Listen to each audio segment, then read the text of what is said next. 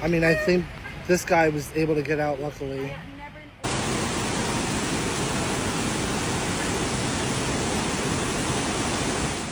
Torrential downpours across the Northeast have triggered a state of emergency in New Jersey, with widespread flooding swamping parts of New York City, particularly in Queens, Brooklyn, and Staten Island. Governor Kathy Hochul has also declared a state of emergency for several New York counties, citing the potential for severe storms and life-threatening flash flooding. You don't want to swim in this water. On the Clearview Expressway in Queens, the scene was one of total inundation this afternoon. Department of Transportation cameras showed a sea of brown, muddy water where a multi-lane highway should have been. At the northern edge of this flooded area, near 35th Street, a sedan was submerged nearly to its roof, a stark testament to the speed and depth of the rising water. At approximately 3:30 in the afternoon, an emergency responder in a bright red life vest was seen arriving on the scene. He first made his way to the stranded car, meticulously opening all 4 doors and the trunk. But he found the vehicle empty. His attention then shifted to a partially submerged semi-truck nearby. He swam to the passenger side, opened the door, and helped the person inside exit the cab. Together, they navigated the treacherous water to reach the safety of the side of the road.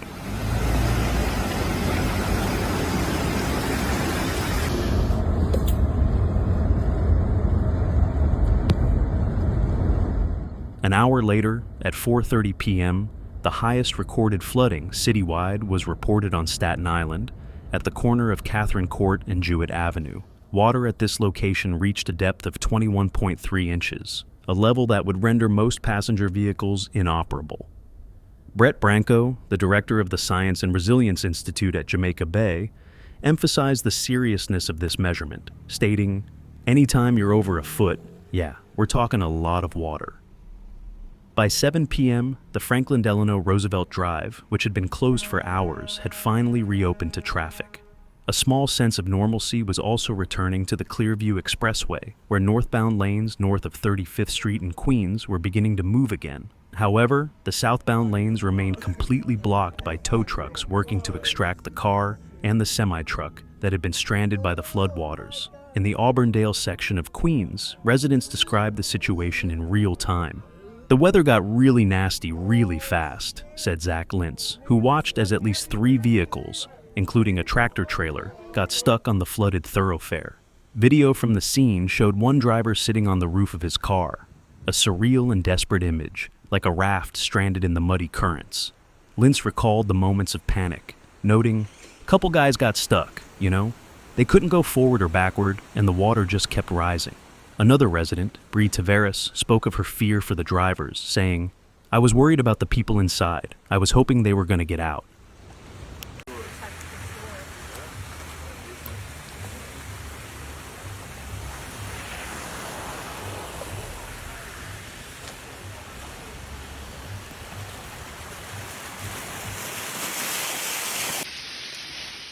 The weather conditions that led to these chaotic scenes involved a cold front moving across the region. Richard Bann, a meteorologist at the Weather Prediction Center, an arm of the National Weather Service, explained that the front was interacting with air that was unusually warm, humid, and unstable for this time of year.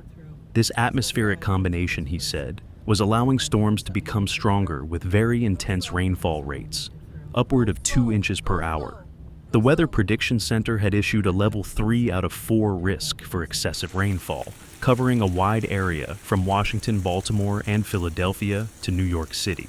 The forecast had warned of locally significant flash flooding, particularly for areas close to the Poconos and the higher elevations of southern New England, where rainfall of up to 1.5 inches per hour was expected. Farther south, from northern New Jersey to northern Virginia, storms were forecast to be even more intense, with up to 3 inches of rain per hour. Mr. Bann noted that some places were expected to get over 5 inches of total rain, and because the ground was already saturated in some of these locations, any additional water was more likely to run off and cause rapid flooding. There's water on the inside? Oh my fucking god. You said what? You said what? Yeah, please.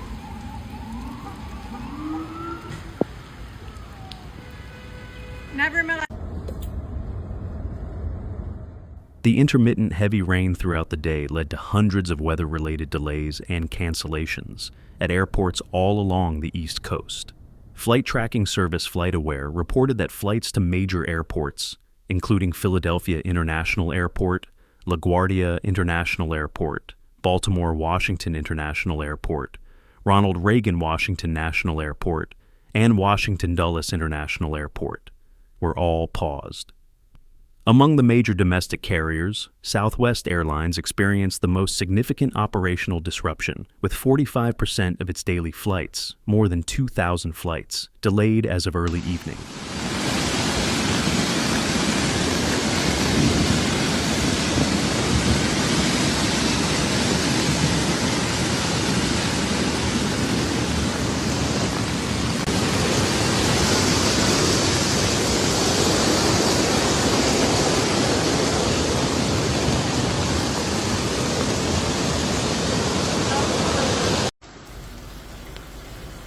So there is a drain here, and it rained really hard. You can see the water is about 2 feet over the roof over here. So I'm trying to somehow, at least unclog it a little bit. While many communities were struggling, the city of Baltimore took a range of precautions.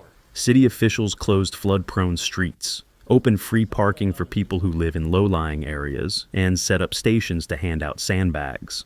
All city-sponsored outdoor activities were canceled, and public pools were closed. The Maryland Port Administration even closed the front gate at the Port of Baltimore's Seagrit Marine Terminal to truck traffic in anticipation of dangerous weather. However, hours later the storms had passed Baltimore without incident. There was barely any standing water on the cobblestone streets of Fells Point, the city's most flood-prone community, and even the water taxis, which stop running during storms, were carrying passengers by 6:45 p.m. Unfortunately, the same was not true for all of Maryland. Northeast of Baltimore, in Harford County, a major highway was so inundated that afternoon that first responders had to rescue 2 people from their partially submerged car.